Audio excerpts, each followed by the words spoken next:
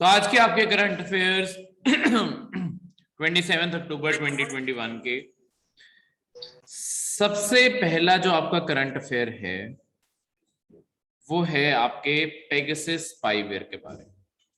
देखो, इसके ऊपर आपके सुप्रीम कोर्ट की जजमेंट आने वाली है, तो इस कारण ये फिर से न्यूज में है।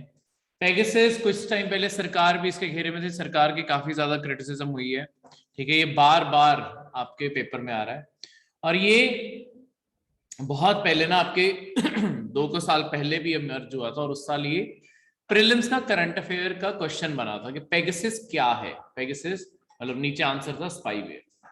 अब सबसे पहले ये स्पाईवेयर होते क्या? स्पाईवेयर ऐसी कोई भी चीज है जो किसी के ऊपर निगरानी रखने के लिए, उसकी इंफॉर्मेशन लेने के लिए यूज की जा सकती है। उसके अंदर ये जो पेगासस है ना, ये बहुत ही खास पड़ता है। क्यों? पेगासस ऐसा स्पाईवेयर बनाया गया, ये ना एक आपकी इजराइल की कंपनी है NSO ग्रुप, ये उनके द्वारा बनाया हुआ है। ये जो आपके पेगासस स्पाईवेयर है, ये किसी के भी फोन में, मतलब होते क्या है स्पाईवेयर क्या होता है, हमने लेट्स सपोज कोई भी चीज डाउनलोड की, ये हमारे फोन में ऑटोमेटिकली डाउनलोड हो जाता है, हमारे लैपटॉप कंप्यूटर्स किसी भी चीज में डाउनलोड हो सकते हैं।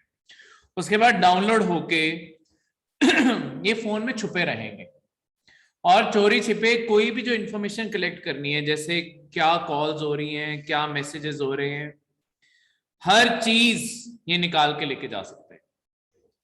पेगासस स्पाईवेयर खास करके क्यों इंपॉर्टेंट है, ये ना दुनिया का आज तक का हिस्ट्रीज मोस्ट पावरफुल स्पाईवेयर था। इससे ताकतवर स्पाईवेयर आज तक नहीं बना, क्योंकि इसमें एक कैपेबिलिटी है जिसे कहते हैं जीरो क्लिक अटैक।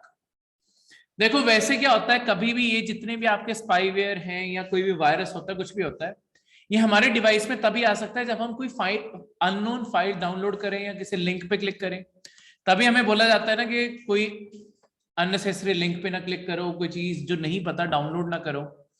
ठीक है, क्योंकि उनके साथ हमेशा ये चीज जुड़ी हो सकती है। लेट्स सपोज आपको कोई रैंडम नंबर से एक फोटो आई, फोटो चाहे सिर्फ वही कोई भी आ गई, एक कोटेशन की आ गई, एक कोट आया, पर आपने वैसे वो कोड को डाउनलोड कर लिया, उसके डाउनलोडिंग के साथ आपके फोन में ये चीज डाउनलोड हो सकती है। ठीक है, तो यहाँ पे जीरो क्लिक अटैक बहुत ही डेंजरस वर्जन है इसका। इसमें क्या है कि हम बिना कोई चीज डाउनलोड किए भी ये हमारे फोन में आ सकता है। कैसे? लेट्स सपोज आपको सिर्फ एक रैंडम नंबर से व्हाट्सएप पे सिर्फ एक कॉल आती है और कट जाती है। होता क्या है, जब हमें कोई भी ऑनलाइन कॉल आ रही है, जब कोई भी मैसेज आ रहा है, हमारी जो डिवाइस है अल्टीमेटली वो डेटा तो रिसीव कर ही रही है ना, जो उससे कॉल का डेटा दिखाना है। वो क्या करते हैं, इसी डेटा के अंदर ही स्पाईवेयर डाल के भेज देते हैं। जिस फोन में वो डेटा या मैसेज रिसीव हुआ, वो अपने आप उस फोन में डाउनलोड हो गया, क्योंकि डेटा के पैकेज के अंदर ही वो छुपा होगा। और पेगासस इसलिए इतना खतरनाक है, ये ना बिल्कुल जाके रूट एक्सेस ले लेता है। रूट एक्सेस वो होता है, जैसे हम कह नहीं देते कि कभी फोन रुक जाता है या कुछ भी प्रॉब्लम आती है कि रीस्टार्ट करके देख लो। एक्चुअली जब हम रीस्टार्ट करते हैं, हम एक तरह से फोन को ना रीबूट कर रहे हैं। वो रूट में जाके दोबारा से अपनी सारी प्रोसेसिंग को स्टार्ट करता है। तो फोन की सबसे मेन चीज, हर इलेक्ट्रॉनिक की सबसे मेन चीज उसकी रूट होती है। ठीक है, अगर यहां पे जाके आपका स्पाईवेयर बैठ गया, आपके स्पाईवेयर के पास आपके फोन का सारा डेटा है। स्पाईवेयर पेगासस में ये कैपेबिलिटी थी, कभी भी आपके फोन का माइक्रोफोन, कैमरा, इंस्टाग्राम, ठीक है, फेसबुक, व्हाट्सएप को गैलरी, कुछ भी देखना चाहता है, जिसने भेजा है वो सब कुछ देख सकता है। तो 100% एक्सेस है फोन का। किसी को कॉल मिलानी है तुम्हारे फोन से, वो भी बैठ के मिला लेंगे। सब कुछ कर सकता है, मतलब लिटरली जैसे वही फोन चला रहा है वो वैसे चला सकता है। गवर्नमेंट ऑफ इंडिया इसके क्यों इतने ज्यादा इसके क्रिटिसिज्म थी और ये सुप्रीम कोर्ट के अंदर केस पहुंचे क्यों है? देखो, गवर्नमेंट, ये जो कंपनी है ना, इस कंपनी ने बोला कि हम ये जो स्पाईवेयर बेचते थे, इन आपके कुछ जर्नलिस्ट ने मिलकर पता लगाया है कि आपका ऐसा कोई स्पाईवेयर भी फैल रहा है। ठीक है, अब ये जो स्पाईवेयर है जो फैल रहा था, गवर्नमेंट ऑफ इंडिया कहां पे क्रिटिसिज्म में आई? इस ग्रुप ने बोला कि हम सिर्फ गवर्नमेंट्स को बेचते हैं, तो कुछ दुनिया भर की गवर्नमेंट्स ने इसे खरीदा है और साल के मिलियंस ऑफ डॉलर देते थे कंपनी को इसके अपडेट्स और इसकी मेंटेनेंस के लिए। अब गवर्नमेंट ने खरीदा, इसके कुछ हमने अच्छे यूज भी किए हैं, जैसे कि एक बेस्ट यूज जो इंडिया ने किया है, हमने पाकिस्तान के प्राइम मिनिस्टर के फोन में करवा दिया इंस्टॉल। तो पाकिस्तान का प्राइम मिनिस्टर अपने साथ जहां पे भी फोन लेके जा रहा है, हम उसकी हर बात सुन रहे हैं, तो हमें एक्चुअली हर चीज की लीड है। तो ये तो एज ए इंटरनल सिक्योरिटी हमारे लिए अच्छी बात है। पर दूसरी साइड जो क्रिटिसिज्म जहां पे गवर्नमेंट की आई ना, गवर्नमेंट ने क्या किया, अपने खुद के जो मिनिस्टर्स हैं उनके फोन में इंस्टॉल करवाया, ऑपोजिशन लीडर्स के फोन में इंस्टॉल करवाया। तो आपके जो सेंटर में रूलिंग पार्टी है उन्हें पहले ही पता है कि ऑपोजिशन क्या सोच रही है, क्या बातें कर रही है, और अपने कुछ खुद के मिनिस्टर्स के ऊपर भी नजर रखी है, जिनके ऊपर उन्हें शक है उनके फोन के अंदर भी इंस्टॉल करवाया। तो ये एक बहुत ही क्रिटिसिज्म, क्योंकि एक डेमोक्रेसी के अंदर ऑपोजिशन होना बहुत इंपॉर्टेंट है। ऑपोजिशन के ऊपर इतनी निगरानी रखना, उनकी पर्सनल लाइफ रखना, तो वो एक कंट्रोवर्सी की चीज बनी थी। ये जीरो क्लिक हटा के याद रखना, जीरो क्लिक ऐसी चीज होती है बिना कोई ह्यूमन इंटरेक्शन या बिना कोई ह्यूमन एरर के आपके फोन में चीज आ जाए, उसे कहते हैं जीरो क्लिक अटैक हो गया।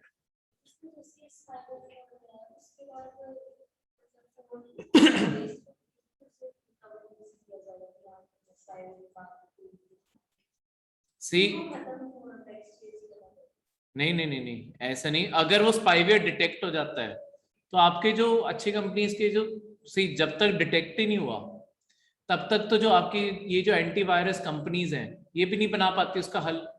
अगर एक बार वो हल बना लेती है, मतलब लेट्स वो जो चीजें डिटेक्ट होती जाती हैं, जो अपडेट्स आते हैं आपके सॉफ्टवेयर्स के, उसके अंदर यही होता है कि अब कौन से नए इंफॉर्मेशन को ढूंढ रहे हैं, उससे वायरसेस, स्पाईवेयर, ऐसी सारी चीज, मॉलवेयर, ये सारे पकड़े जाते हैं। ठीक है, तो ये सारे फोन के अंदर होने जरूरी हैं, एक्स्ट्रा भी ऑब्वियसली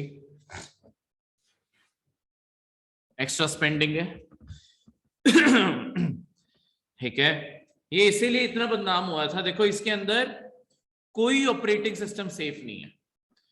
ठीक है, सारे फोन हैक होते हैं 100%, क्योंकि कंपनी अगर मिलियंस ऑफ डॉलर्स ले रही है वो हर फोन का एक्सेस तो प्रोवाइड करवा के देगी।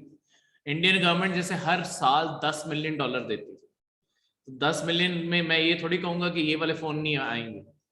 इतने पैसे लिए उतने अगले कहेंगे भी कि चलो बिठाओ फिर अपने इंजीनियर क्रैक करके दो मुझे। तो ऐसी बहुत सारी, जैसे आपका मोरक्को एक कंट्री है आपके नॉर्थ अफ्रीका में पड़ती है, उन्होंने आपके फ्रेंच प्रेसिडेंट के फोन में इंस्टॉल करवा दिया था।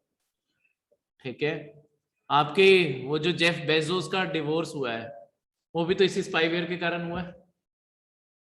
ठीक है, यहीं से तो पकड़ा गया, ये डिवोर्स ही यहां से हुआ। ठीक है, सऊदी अरेबिया के साथ आपके जेफ बेजोस के, जो आपके प्रिंस बिन सलमान, क्या नाम है उनका, मोहम्मद बिन सलमान, सऊदी अरेबिया के MBS मोहम्मद बिन सलमान आपके सऊदी अरेबिया के प्रिंस हैं। उनकी यही सारी कहानी है। बेसिकली उन्होंने क्या किया था, टर्की की ना सऊदी अरेबिया की एम्बेसी में एक रिपोर्टर को बुलाया जो सऊदी अरेबिया के रूलिंग फैमिली बारे बहुत चीजें लिखता था। अमेरिकन सिटीजन था, पर वो सऊदी अरेबिया से पहले बिलोंग करता था, तो वो बहुत ज्यादा सऊदी अरेबिया के बारे क्रिटिसिज्म लिखता था। उन्होंने उसे टर्की के एक एम्बेसी में बुलाया। ठीक है, और वहां से उसे एम्बेसी के अंदर उसे मार डाला।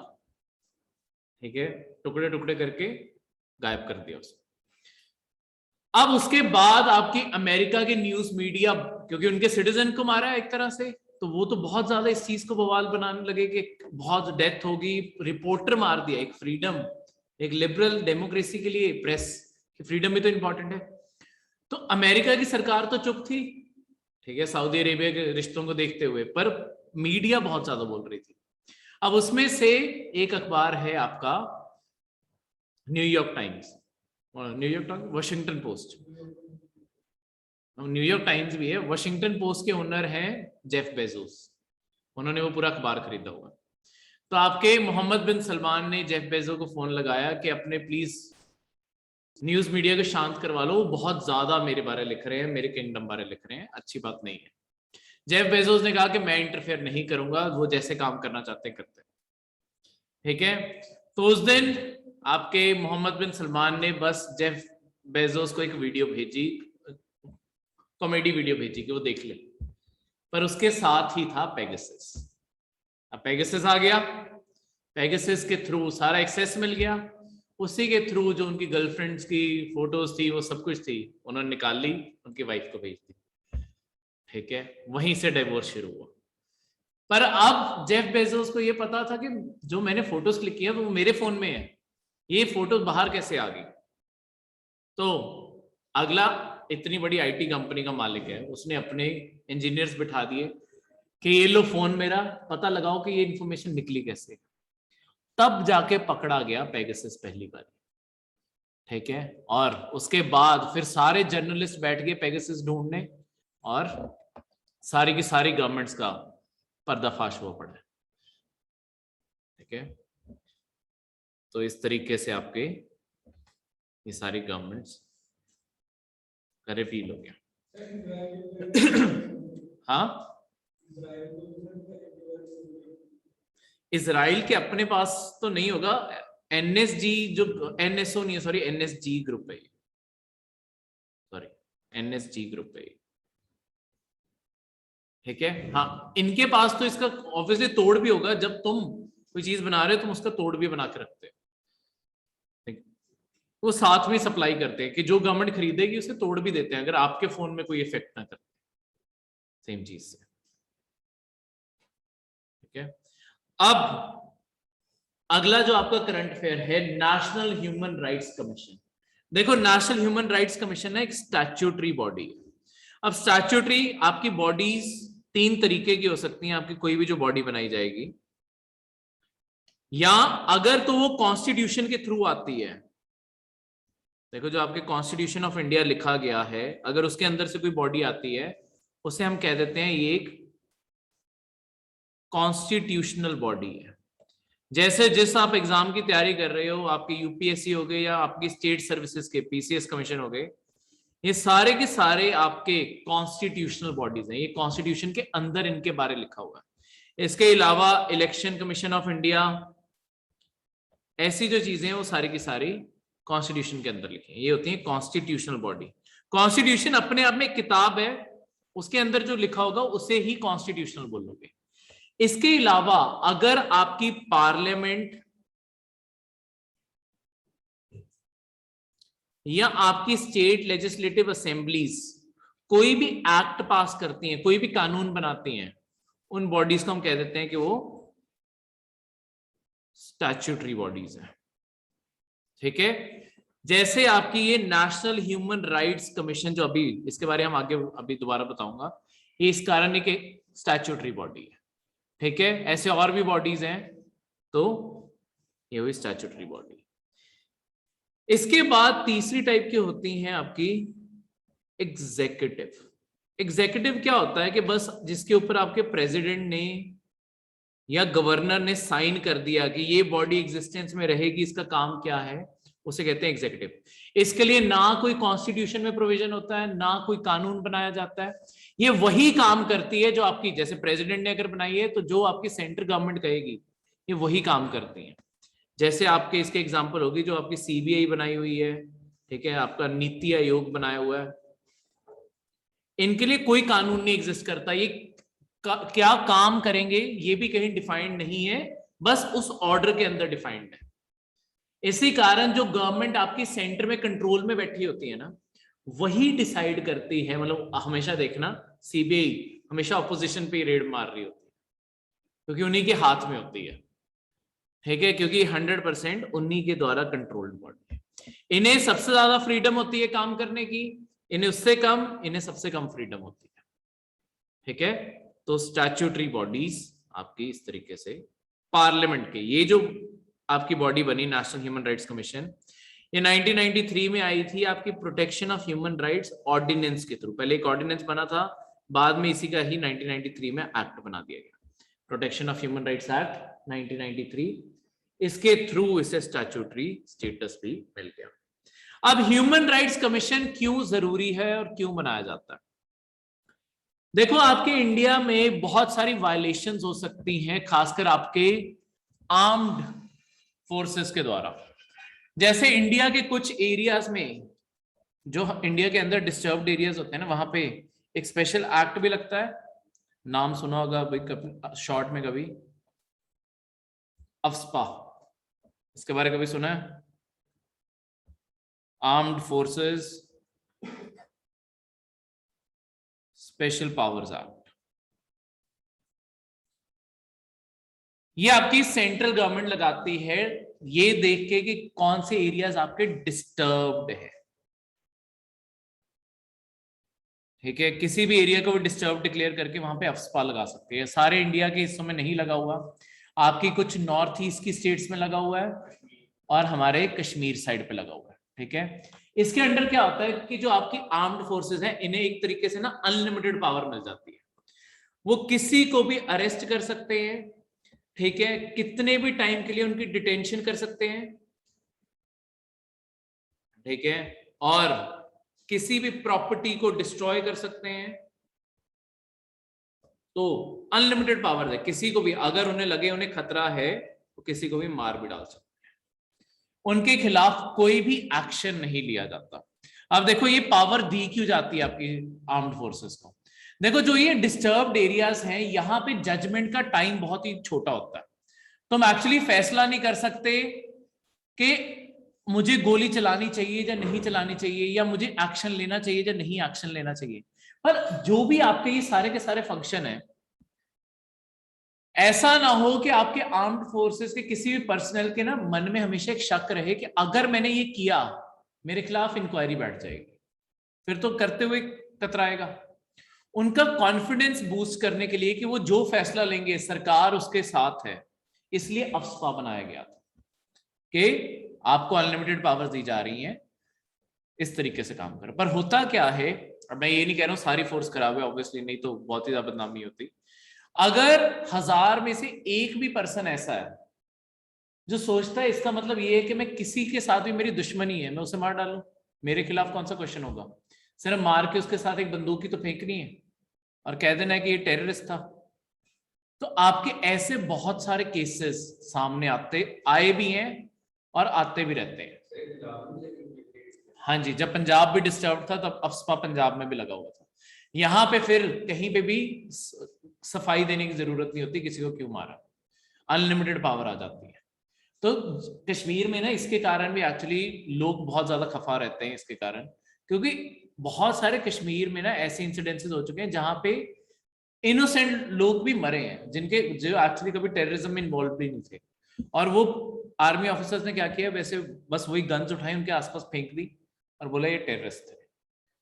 पर पूरी सोसाइटी जानती थी, और एक्चुअली बाद में जब इंक्वायरी रिपोर्ट्स भी बन के आई तो पता चला इनका कोई कॉन्टैक्ट नहीं था, पर ये एक्ट उन्हें प्रोटेक्ट कर जाता है।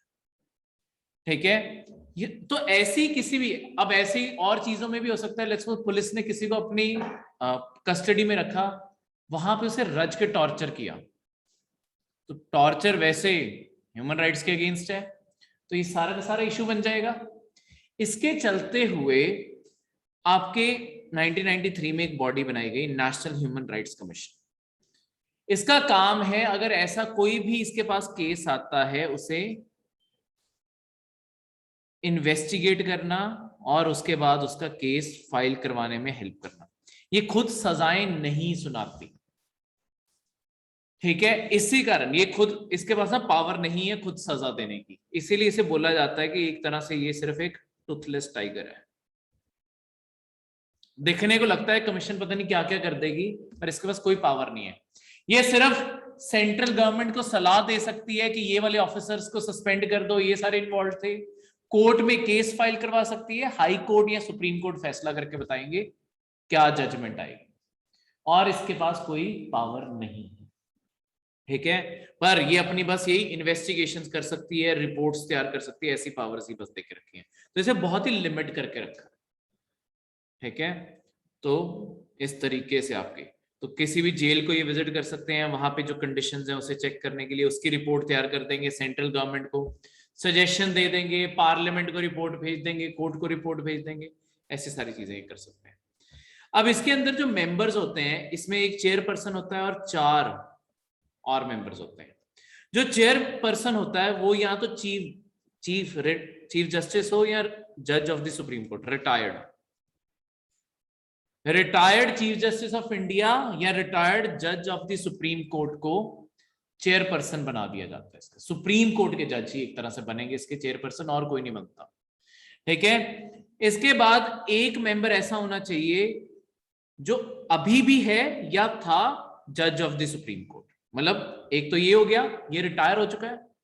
एक जो अभी सर्विंग है या रिटायर्ड, मतलब 2 सुप्रीम कोर्ट के लोग हो गए या किसी भी हाई कोर्ट का chief justice of high court. ठीक है, इनमें से एक पर्सन होना चाहिए। फिर आपके 3 मेंबर्स ऐसे होने चाहिए जिनमें से एक वुमेन, एटलीस्ट एक वुमेन होनी चाहिए जो ह्यूमन राइट्स के फील्ड में काम करते रहे। तो ऐसे आपके एक्टिविस्ट हो सकते हैं, एनजीओ ओनर्स हो सकते हैं, या जिन्होंने भी ह्यूमन राइट के फील्ड में, या डिग्री भी होती है ह्यूमन राइट्स में, ठीक है, आगे स्पेशलाइजेशन भी हो सकती है। तो वैसा अगर उन्होंने कुछ किया है, ह्यूमन राइट्स के लिए काम करते आए हैं, 3 लोग वो होने चाहिए। ठीक है, तो चेयरपर्सन प्लस ये आपके बाकी 4 लोग हो गए। क्लियर है? इसके अलावा इसके ना कुछ एक्स ऑफिशियो मेंबर्स होते हैं। अब एक्स ऑफिशियो वर्ड का क्या मतलब है? सही, लॉन्ग टर्म में ये सारे वर्ड्स पढ़ पढ़ के करंट अफेयर में याद हो जाएंगे, या पॉलिटी में पढ़ोगे पर पहले ही एहसास हो जाएगा एक्स ऑफिशियो क्या होता है। एक्स ऑफिशियो वर्ड का मतलब होता है अपने आप, ऑटोमेटिकली। तुम कौन सी कुर्सी, मतलब तुमने एक कुर्सी संभाल ली, तुम्हें अपने आप दूसरी कौन सी कुर्सी मिल रही है। जैसे इंडिया का जो भी वाइस प्रेसिडेंट बनता है उसे अपने आप कौन सी कुर्सी मिल जाती है? Chairman of the Rajya Sabha.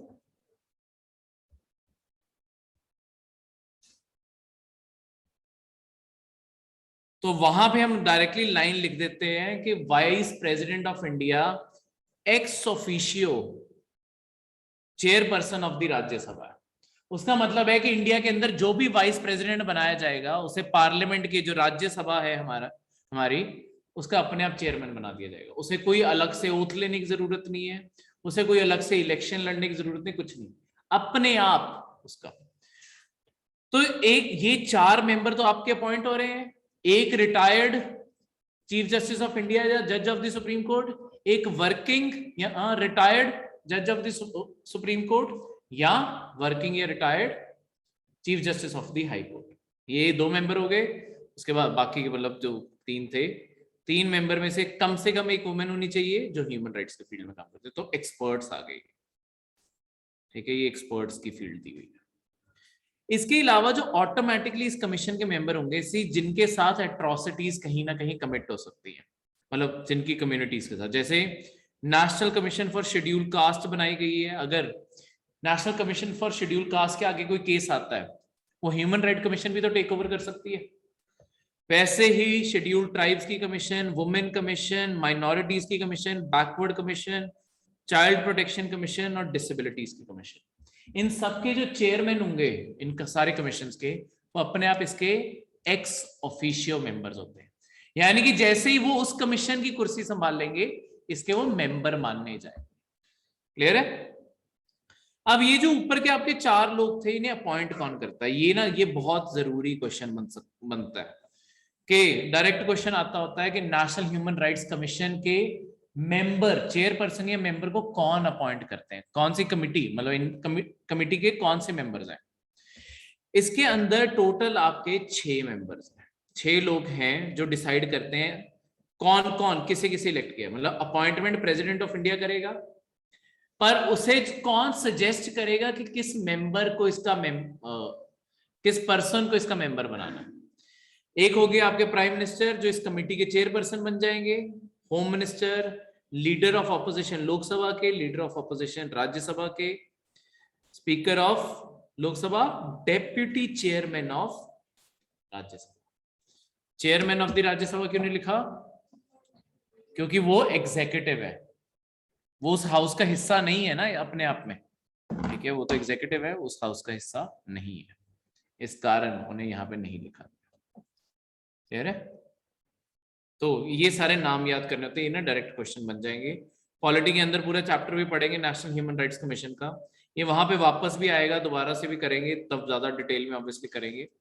Current affair बस ये काम करते हैं, या तो हमें ओवरव्यू दे देते हैं चीजों का, ठीक है, या जब हमने पढ़ लिया हो बार बार चीजों को रिवाइज करने में हेल्प करेंगे, क्योंकि जो चीजें हम सब्जेक्ट में पढ़ते हैं अल्टीमेटली वही चीजें करंट अफेयर में कहीं ना कहीं घूम के आती है, ठीक है। कई बार इस सब्जेक्ट में हमने उतना ध्यान नहीं दिया होता, पर करंट अफेयर में बार बार पढ़ के याद हो जाता है, ठीक है, क्योंकि नेशनल ह्यूमन राइट्स कमीशन ही क्या पता साल में 3-4 बार ही आ जाए, तो बार बार पढ़ते रहेंगे।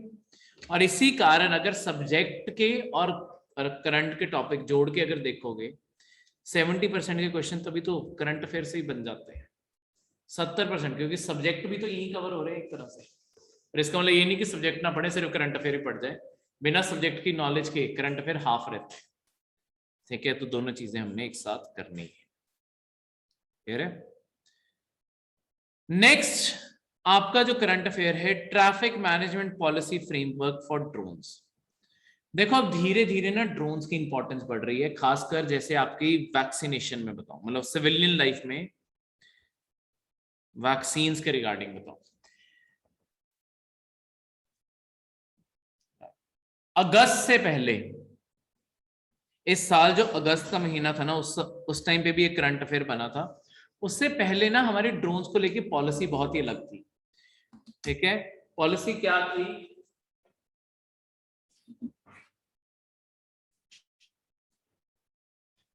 अगस्त से पहले हमने ड्रोन्स को ना बहुत ही रिस्ट्रिक्ट करके रखा था। जैसे अगर किसी को भी ड्रोन खरीदना है, हमने पहले ड्रोन्स को ना 5 कैटेगरीज में डिवाइड किया हुआ था, mini, small, mini, micro, small, medium, large, ये कैटेगरीज में आपके ड्रोन्स बंटे हुए थे। ये ना वेट के अकॉर्डिंग होते हैं कि वो कितना भारी ड्रोन है, ठीक है। मिनी होते हैं वो जो 500 ग्राम से भी हल्के ड्रोन होते हैं, छोटे छोटे।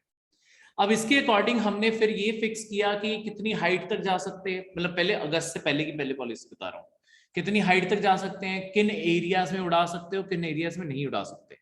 अगस्त से पहले क्या थी पॉलिसी, एक्चुअली आपको इंडिया में कहीं पे भी उड़ाना है ना, माइक जो आपके नैनो और माइक्रो ड्रोन्स को छोड़ के बाकी सारे स्मॉल ऑनवर्ड जितने ड्रोन्स हैं, इनके अंदर ना इंडियन गवर्नमेंट ने एक चीज कंपलसरी कर दी थी कि पहली बात तो जिसने ड्रोन खरीदना है बड़े साइज का, उसे लाइसेंस लेना पड़ेगा, उसके पास फ्लाइंग लाइसेंस होना चाहिए, ड्रोन फ्लाइंग लाइसेंस, कि उसे ड्रोन उड़ाना आता है। उसके बाद वो जो ड्रोन है उसके ऊपर, जैसे हमारी कार्स और इन सब के ऊपर नंबर प्लेट लगती है, उसके ऊपर नंबर प्लेट लगनी चाहिए, ठीक है। ये कुछ कंडीशंस अभी भी हैं, नंबर प्लेट और लाइसेंस अभी भी चाहिए बड़े ड्रोन्स को फ्लाई करने के लिए। उसके बाद जो सबसे नेगेटिव चीज थी ना, जिससे आपकी ड्रोन्स की मार्केट ग्रो नहीं कर रही थी इंडिया में, एक बड़े ड्रोन्स के लिए एक चीज कंपलसरी कर दी थी कि उनके अंदर ना सिम डलना चाहिए। वो सिम क्यों डलेगा, वो उस ड्रोन के साथ वो सिम रजिस्टर्ड होना चाहिए।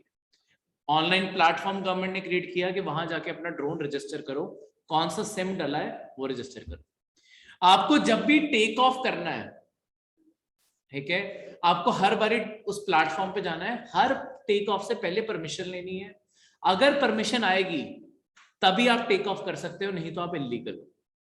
तो अब एक्चुअली आप जितने किसी को भी ड्रोन उड़ाते हुए देखते हो वो सारे इलीगल ड्रोन ही उड़ा रहे हैं, क्योंकि ऑब्वियसली वो परमिशन इतनी आसानी से आएगी नहीं, ठीक है।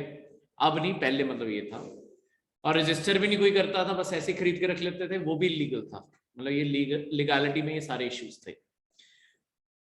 अब क्या कर दिया गया, अगस्त के बाद हमने ना वैक्सीन के दौरान देखा कि ड्रोन्स कितना बड़ा काम कर सकते हैं। ड्रोन्स का खासकर बड़ा काम हमने क्या देखा, जैसे जो बहुत दूर दूर एरियाज है ना, जहां पे सड़कें नहीं जाती, कुछ नहीं जाता, हमने वहां पे बाय ड्रोन्स वैक्सीन डिलीवर करवा दी। तो हम लॉकडाउन के अंदर ड्रोन्स को इस तरीके से हमने प्राइवेट कंपनीज को कॉन्ट्रैक्ट्स अलाउ किए और उन्हें बोला कि आप वैक्सीन डिलीवर करना शुरू करो इंडिया के अलग अलग हिस्सों में जहां सड़कें नहीं है, फॉरेस्ट एरियाज हैं, जाना मुश्किल है। इस तरीके से हमने ये चीज करना शुरू किया। अब यहां पे आपके क्या हुआ, जब आपके ड्रोन्स की मतलब ये जो पूरी पॉलिसी है, अगस्त में जब इन सारे बेनिफिट्स को हमने देखा, हमने सोचा कि अब ड्रोन्स को और बढ़ाने की जरूरत है, आगे जाके और ट्रांसपोर्टेशन के काम आएंगे और प्राइवेट कंपनीज ओपन हो रही हैं जो ड्रोन्स का काम कर रही है। इसके अलावा हम चाहते हैं जो आपके ये जो पिज्जा डिलीवरी है, कुछ भी है, ये सब कुछ भी ड्रोन्स के थ्रू होने लगते हैं। मतलब तभी ये आपकी traffic management policy framework for drones है। अगर हर कंपनी ड्रोन्स उड़ाने लग जाएगी तो एयर एक्सीडेंट्स भी तो होने के चांसेस हैं। तो कहां से आपको अपनी कौन सा रूट डिसाइड करवाना है, उसके लिए अब एक फ्रेमवर्क बनाया जा रहा है कि किस तरीके से आपको पूरा पाथ मिलेगा। लेट्स सपोज पिज्जा डिलीवरी है कि इस घर के छत पे जाकर डिलीवर करना है, तो किस हाइट पे उसे फ्लाई करना है, किस रूट को उसने लेना है, उसे पहले बताना पड़ेगा। उसके अकॉर्डिंग उसे परमिशन मिल जाएगी ताकि उसके रास्ते में कोई और ड्रोन ना आए। तो हमें अब आगे फ्यूचर के लिए ये भी सोचना है कि इसका ट्रैफिक कैसे रेगुलेट करना है। तो पहले जो ये ड्रोन्स हैं हमने इनकी हाइट अभी के लिए फिक्स कर दी है कि 1000 फीट से नीचे नीचे इन्हें अलाउ किया जाएगा, क्योंकि उससे ऊपर तो आपके एयरप्लेन्स भी आ जाएंगे। तो इस कारण आपके 1000 फीट से नीचे नीचे ये उड़ेंगे। ठीक है। इसके अलावा हम एल्गोरिदम ड्रिवन सॉफ्टवेयर्स बना रहे हैं जहां पे ये खुद आपस में कोऑर्डिनेट कर सकें कि कौन से ड्रोन ने कौन सा रूट लेना। तो कंप्यूटर खुद एआई के थ्रू फिक्स कर देगा कि इसे इस हाइट पे उड़ना चाहिए। तो हर स्पेसिफिक ड्रोन को ह्यूमन इंटरफेरेंस की जरूरत नहीं होगी कि इसे भी अप्रूव करो, इसे भी अप्रूव करो। अगर ट्रैफिक ज्यादा बिजी नहीं है, उड़ने की परमिशन मिल जाएगी, चल पड़ेंगे वो सब कुछ। ठीक है। इसी के अंदर साथ साथ इस ट्रैफिक मैनेजमेंट के अंदर हम और भी सप्लीमेंट्री सर्विस प्रोवाइडर्स को जोड़ना चाहते हैं, जैसे जो टेरेन, वेदर, लोकेशन, ये सब कुछ बता सके। अगर मौसम बहुत ज्यादा खराब है तो उड़ने की परमिशन नहीं मिलेगी अपने आप। कंप्यूटर अपने आप जज कर लेगा कि अगर तूफान आ रहा है, ऑब्वियसली ड्रोन तो इधर उधर उड़ के जाएंगे या उनके अंदर का सामान इधर उधर उड़ के जाएगा। ठीक है। तो वो भी तो एक कमर्शियल लॉस है। तो इस तरीके से बचाने के लिए, तो ये एक तरीके से गवर्नमेंट की बहुत ही फॉरवर्ड सोच धीरे धीरे हो गई है। पहले जो बहुत ही रिस्ट्रिक्टिव पॉलिसी थी, अगस्त के बाद ये बदल गई है। अब तुम इंडिया में कहीं पे भी, अब ना इंडिया के अंदर ड्रोन उड़ाने के लिए 3 एरियाज बना दिए गए हैं। ग्रीन जोन, आपका येलो जोन और आपका रेड जोन। रेड जोन्स जो आपके डिफेंस या मिलिट्री एस्टैब्लिशमेंट्स हैं, जो बहुत ही गवर्नमेंट इंपॉर्टेंट बिल्डिंग्स हैं, उनके आसपास ड्रोन नहीं उड़ा सकते। यहां पे पूरी तरह ड्रोन उड़ाना बैन है। येलो जोन्स के आसपास एक एरिया मार्क किया गया है, उसके अंदर नहीं आना। ठीक है। उसके जो बाहर सारा एरिया, वहां पे उड़ा सकते। ठीक है। और येलो अगर उसके अंदर उड़ाना है, परमिशन लेके उड़ा लो। ठीक है। ग्रीन जोन ओपन है, जैसे आपकी कोई भी मार्केट है, यहाँ पे कोई भी ड्रोन उड़ाना चाहे, कुछ भी करना चाहे, मतलब उसके बाद लाइसेंस होना चाहिए, ड्रोन रजिस्टर्ड होना चाहिए, तो वो जहां उड़ाना चाहे उड़ा सकते हैं। ग्रीन जोन्स में कोई मनाही नहीं है। तो अब गवर्नमेंट की अपनी ऐप है, मतलब गवर्नमेंट का पूरा अपना प्लेटफॉर्म है, डिजिटल स्काई प्लेटफॉर्म। यहां पे जाके कोई भी परमिशन, मतलब यहां पे जाके कोई भी बंदा देख सकता है कि ग्रीन जोन कौन सा है, येलो कहाँ है, रेड का है। ठीक है। जैसे वो टेक ऑफ करने लगेंगे वहां पे लिखा आ जाएगा ये ग्रीन जोन है, ओके टू टेक ऑफ है। येलो है, इसमें क्या परमिशन लगेगी, और रेड है तो बिल्कुल ही अलाउ नहीं किया जाए। क्लियर है? हाँ जी। आपके क्या कहते हैं, जम्मू कश्मीर में टेररिस्ट अटैक भी हो गया था। पर अब देखो बात ये आ जाती है कि हम टेररिज्म से डरते हुए अपने देश के अंदर इनोवेशन थोड़ी बंद कर सकते हैं। अब हमें भी कहीं ना कहीं पता है कि आने वाले टाइम पे ड्रोन्स ही फ्यूचर है। ये सारी की सारी, एक तो हर जगह ड्रोन्स आने वाले हैं, दूसरा कार्स में आपकी सेल्फ ड्रिवन आने वाली हैं। तो या तो हम इन्हें बंद कर दें या किस तरीके से रेगुलेट करें ताकि ये ग्रो भी करे और आपकी कंट्रोल्ड मैनर में। ठीक है। क्लियर है? तो इस कारण ऐसी सारी पॉलिसीज बनाई जा रही है। हाँ हाँ जी। इस ट्यूसडे, कल ही था, कल क्या कहते हैं, सूडान के अंदर क्या हो गया, तख्ता पलट हो गया। सूडान आपके अफ्रीका में, पहले ये एक पूरा देश था, अब ये 2 देश हो गए। साउथ सूडान अलग देश है और सूडान अलग देश है। ये जो आपके सारे के सारे सूडान का देश है ना, यहाँ पे अभी तक डेमोक्रेसी थी, उसका तख्ता पलट कर दिया है। ठीक है। कहने को चलो डेमोक्रेसी थी, डेमोक्रेसी थी नहीं, एक ही बंदा बैठा हुआ था पावर में। कहने को इलेक्शन होते थे, 90% मार्जिन से जीत जाता था, और पिछले 25-30 साल से वही राज कर रहा है। पर आपको जो क्वेश्चन आ सकता है, हमें ना हमेशा जब भी वर्ल्ड मैप्स याद करने हैं, उन्हें ब्रेक करके याद करो, तो पूरी दुनिया याद करनी आसान रहेगी। एक साथ याद करने जाएंगे तो ऑब्वियसली दुनिया बहुत ही कॉम्प्लिकेटेड लगेगी। तो यहाँ पे इसके जो आसपास देश हैं वो हम सारे देखें और वो सारी चीज, उससे हमें इसके आसपास पड़ोसी और कुछ अफ्रीका की कंट्रीज का आइडिया लग जाएगा। ठीक है, सूडान के नॉर्थ में आपका पड़ता है इजिप्ट, इससे ऊपर इजिप्ट देश है। इस साइड पे सूडान को समुद्र लगता था, आपकी रेड सी पड़ती थी। एक साइड को लीबिया भी टच करता है, चाड, आपकी सेंट्रल अफ्रीकन यूनियन, इसके बाद इथोपिया, यहां से इसकी बाउंड्री लगी। ठीक है, और आपका एरिट्रिया। एरिट्रिया ये जो देश है, इसे एक और जगहों पे कई बार सुनोगे। एरिट्रिया ऐसा देश है जो बहुत सारे नेशंस को अलाउ करता है कि तुम यहाँ पे आके ना मिलिट्री बेसेस ओपन कर सकते हो। तो यहाँ पे चाइना का भी मिलिट्री बेस है, यहाँ पे अमेरिका का भी मिलिट्री बेस है, फ्रांस का भी है, ब्रिटेन का भी है, बथेरों का मिलिट्री बेस है। वो क्या करते हैं, साल के पैसे लेते हैं। हाँ, रशिया का भी है, बथेरों का है। तो ऐसे मिलिट्री बेसिस हैं कैसे कि एक की बाउंड्री खत्म हुई, उसके साथ में दीवार शुरू हो गई, मतलब अमेरिका का है, उससे बस 100 मीटर दूर चाइना का शुरू हो जाएगा, फिर 100 मीटर दूर रशिया का शुरू हो जाएगा।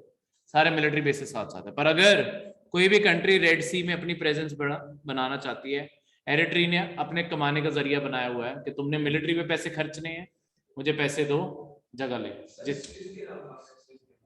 ये जो ऊपर जाके ये जो रेड सी है ना, इससे जब तुम ऊपर जाओगे, यहाँ पे बीच में जाके रास्ता ना नैरो हो जाता है, दूसरी साइड पे पड़ता है आपका मेडिटेरेनियन सी ओपन हो जाता है।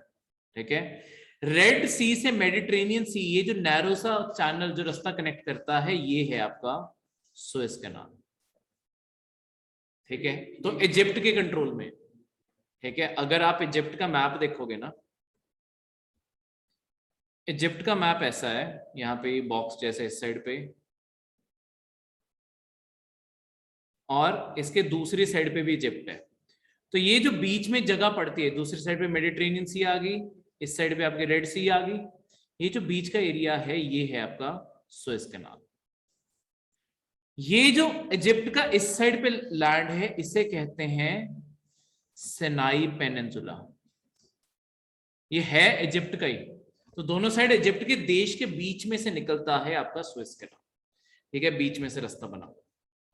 ये ओरिजिनली था नहीं, यहाँ पे सिर्फ मतलब ये ओरिजिनली रास्ता था नहीं, ये ज्योग्राफिकली नहीं बना हुआ। ये सारा का सारा आपके पहले फ्रेंच ने और उसके बाद आपके ब्रिटिश ने इसे मिलके बनाया कॉलोनियल पीरियड में, इसे रास्ता ओपन करने के लिए। तो सारी जगहों पे आपके खुदाई करवाई, डायनामाइट लगाया, उड़ा दिया, दोनों साइड से समुद्र कनेक्ट कर दिया ताकि यहाँ से शिप्स आपकी जाती है। पर ये इतना नैरो है आजकल की, क्योंकि शिप्स के साइज बड़े होते जा रहे हैं, आपकी शिप्स लिटरली बिल्कुल साथ साथ जुड़ के चल रही होती है। इसीलिए जब कुछ महीने पहले एक एवरग्रीन शिप फंसी थी ना, तो ऐसे मुड़ के यहाँ पे फंस गई थी। तो ये तो मैंने लैंड के ऊपर भी दिखा दी, वो ये बाई चांस ऐसे घूम गई थी, तो उसने पूरा रास्ता ब्लॉक कर दिया था। ठीक है, तो अब दोनों साइड से शिप्स ना आ पा रही है ना जा पा रही है, तो बस यही फंस कर रहेगी। तो इस कारण इसका ऑल्टरनेटिव रूट भी कई बार सोचा गया, जैसे आपके इस साइड पे जाके इराक आगे देश पड़ता है, आपके अमेरिका ने एक बार सोचा था कि यहाँ पे न्यूक्लियर बॉम्ब्स लगाते हैं, सारा एरिया एक बारी में उड़ा देते हैं, पर रेडिएशन कितनी फैलती। तो अमेरिका के किसी ने दिमाग में बात डाली कि पागल हो गए हो तुम लोग, इतना न्यूक्लियर बॉम्ब लगाने वाले हो, इसी को यूज कर लो। ठीक है, तो आपके सुएज कैनाल को एक्सेस करने के लिए इजिप्ट को पैसे देने पड़ते हैं। तो हर शिप जो यहाँ से निकलती है वो यहाँ पे पैसे पे करके आगे जाती है। तो हर बारी इजिप्ट की यही कमाई है। वो एवरग्रीन जो शिप थी जो फंसी थी, उसे वो इजिप्ट के कब्जे में है इस टाइम, उसके सारे सामान के साथ, क्योंकि उसके ऊपर कुछ 3 या 4 बिलियन डॉलर का बिल तैयार किया पड़ा है, क्योंकि वो इतने टाइम वहां रुकी रही है, वो मीटर चलता रहता है तुम्हारा। ठीक है, अब गलती इनकी थोड़ी है। ठीक है, ये क्यों कहेंगे कि चलो ठीक है माफ कर दिया, अगलों का तो पैसे का नुकसान हुआ ना। अब तुम्हारे देश की बात होती है, अब हम इजिप्ट को बिलोंग नहीं करते, हमें लगता है क्यों ले रहे हैं पैसे। यही बात इंडिया की होती है कि इंडिया के बीच में से कोई रास्ता जा रहा होता और तुम्हारे न्यूज मीडिया में बात आ रही होती कि इंडिया का हर घंटे इतने मिलियन का नुकसान हो रहा है, जाने देते हो शिप को कि चलो कोई बात नहीं चले जाओ, तुम्हारी गवर्नमेंट भी पकड़ के रख लेती। तो वो उसका केस अभी चल रहा है, क्योंकि वो कंपनी कहती है इतने पैसे क्यों दे इस शिप के, वो भी कह रहे हैं कि इतने पैसे नहीं बनते, और वो कहते हैं कि इतने पैसे पर मिनट इतना ही बनेगा। तो इश्यू अभी फंसा हुआ है। तो ये सूडान है, यहाँ पे तख्ता पलट हो गया, इससे मिलिट्री ने टेक ओवर कर लिया है। ठीक है, अब आने वाले दिनों में देखो क्या बनता है, उसके अकॉर्डिंग तब का करंट अफेयर आपका बन जाएगा। क्लियर है? कोई भी डाउट आपको इसमें से किसी भी चीज पे? जी नहीं, ये थे आपके आज के